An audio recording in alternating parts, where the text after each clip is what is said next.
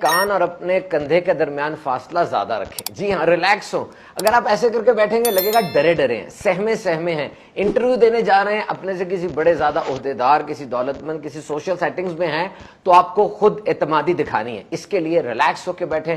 ایسے بیٹھیں گے, ڈی پی پر بھی یہ تصویر اس طرح لگائی ہے, سامنے والے پہ اچھا تاثر نہیں جاتا. بلنک ریٹ, آپ کی آنکھیں جھپکنے کی سپیڈ 14 سے 17 دفعہ تو آنکھیں جھپکتا آدمی.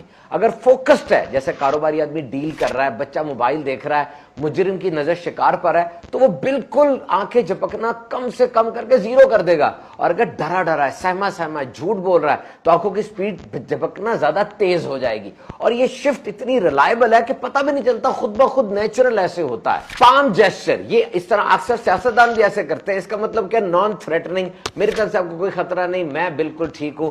گفتگو کے دوران یہ اس طرح ہاتھ کرنا پام جیسچر کہلاتا ہے. اور اگر کوئی آپ سے بات کر رہا ہے, آپ نے منہ پہ ہاتھ رکھ لیا, اس کو ماؤتھ بلاک کہتے ہیں.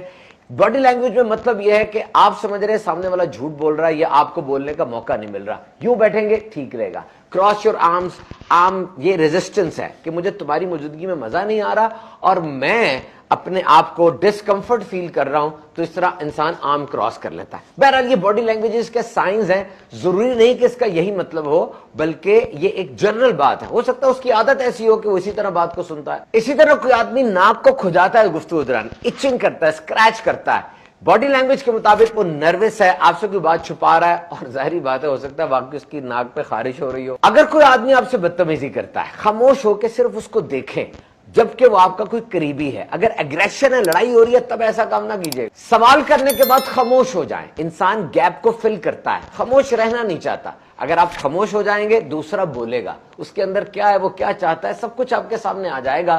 سوال بھی آپ نے کیا, پھر بار بار بات کو کاٹتے جا رہے ہیں, تو یہ اچھا نہیں لگتا. 3 سینٹنسز بڑے اہم ہیں. I was thinking about you. جب بھی کسی کے بارے میں سوچے ان کو میسج کر دے, میں تمہارے بارے میں سوچ رہا تھا. ہر دل عزیز بن جائیں گے.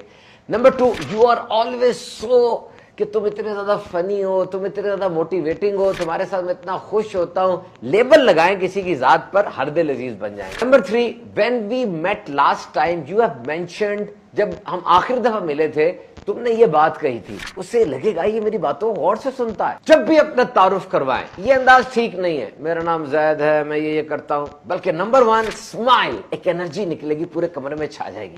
Number 2, tell your name, your occupation and why you are curious to be here today.